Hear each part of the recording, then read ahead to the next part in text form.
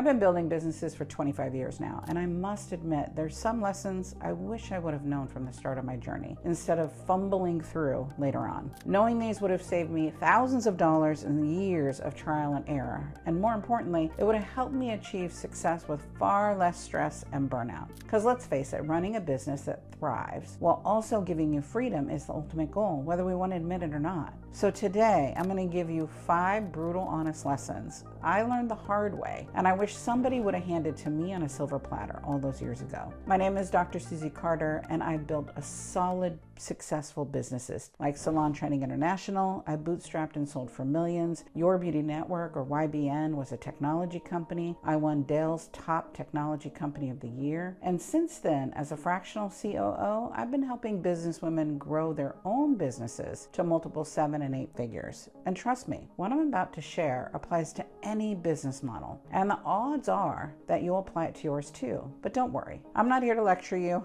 or point out what you're doing wrong. Instead, I want to give you some actionable, simple solutions to help you move forward with clarity, confidence, and peace of mind. These are the things I wish I would have known. Does that sound good?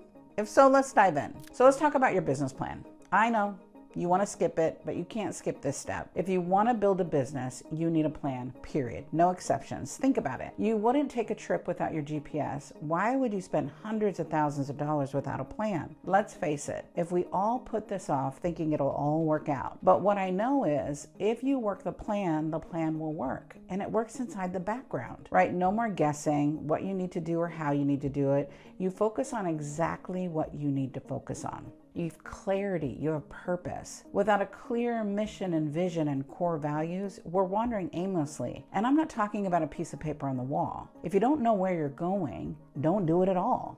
Quit following the shiny, the sparkle, the squirrel. Working with one of my clients, Mona Lisa, with Sierra Productions, once we put her plan together, she had freedom and peace of mind. No more failing, no more chasing the dream. She could see exactly how to reach her revenue goals and what her team needed to do to hit those revenue goals. Sometimes you just need support. Seeing what you can see. A great strategic partner, yes, like me, can help you put that plan in place and help you execute it. Know what you're selling. So many times I see clients winging it, and I know I've done it in the past, that's why I'm talking about it. I want you to stop creating random stuff, stick to a plan. Charles Givens said, you have to put 10 units of energy in to get 1 unit of result. Once you get that momentum going, you put 1 unit of energy in to get 10 units of results. So I want you to be crystal clear, understanding your products and services, and don't launch until you're ready to make the money first, right? So we have to understand the market. If you don't know who your ideal client is, but more importantly, your ideal qualified client, right? All the goodness, their age, their likes, their interests, what's their day like, what's their pain, what's your promise, what's your credibility that you have that you can help us achieve success? Who are your competitors and what is their secret sauce and why are you different? You're wasting your time if you don't do this work.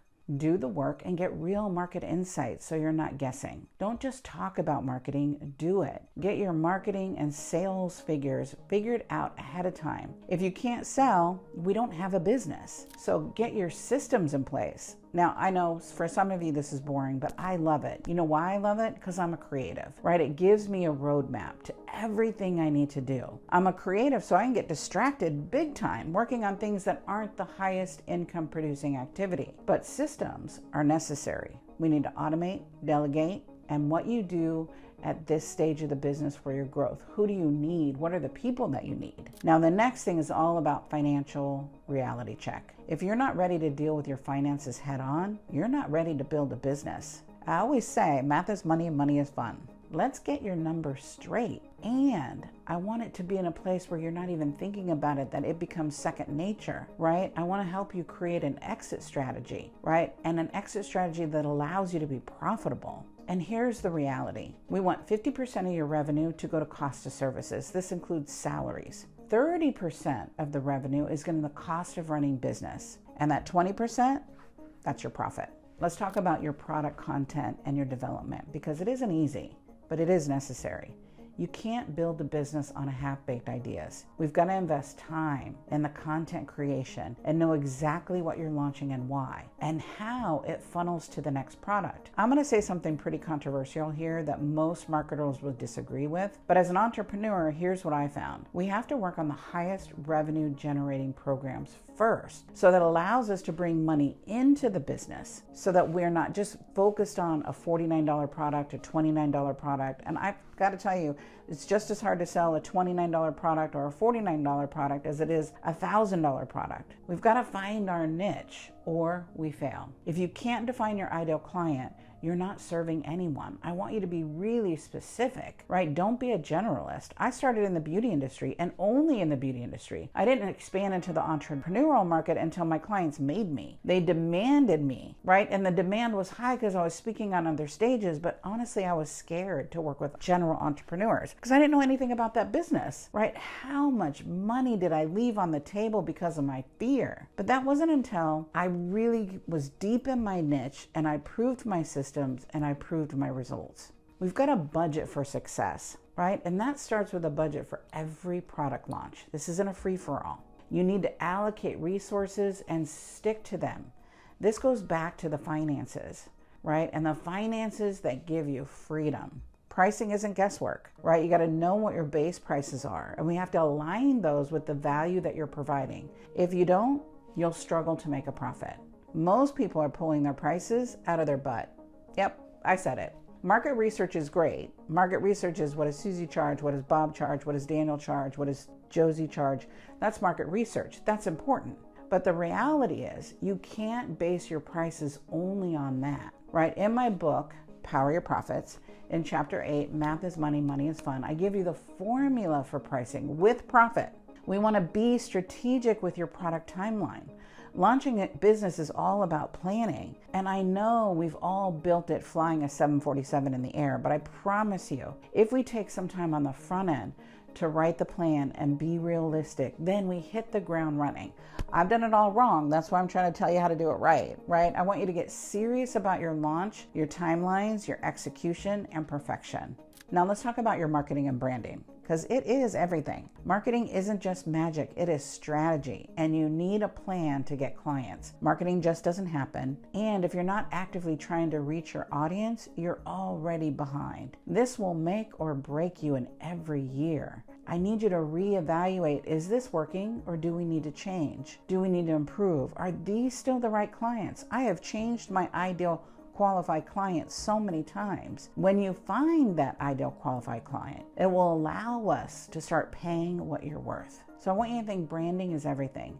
Your brand is your business. It's how you show up.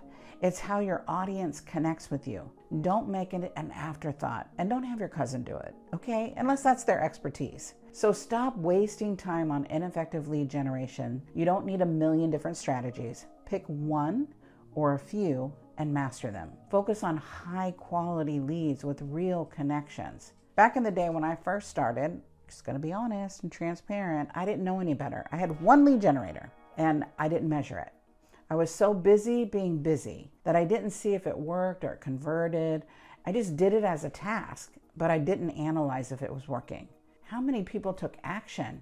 Or was my lead generation, did it suck, right? Did I need to pivot?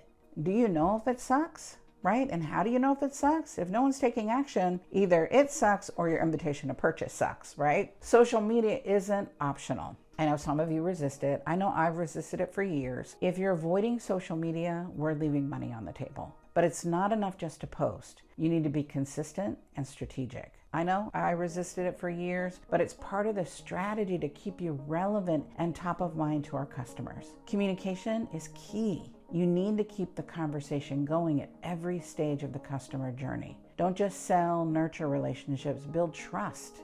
Build relationships. From your videos to your newsletters to your social media, your marketing schedule matters. If you don't have a consistent schedule for content creation, launching, and follow-up, you're setting yourself up to fail. So time block like a pro. I have days in my calendar each month for videos for my YouTube, videos for my social media, for my content creation. It's the foundation of building trust and relationships with my clients. The next piece is all about your financial success and operations. situations. Mindset matters. If you're not ready to face the reality of your finances, get out of business now. Your financial vision and your belief is your success, and it will determine everything. There's a saying, your net worth will only grow as far as your self-worth. We have to work on your financial beliefs. Did you know 80% of your emotional programming is done by the time we're 8 years old?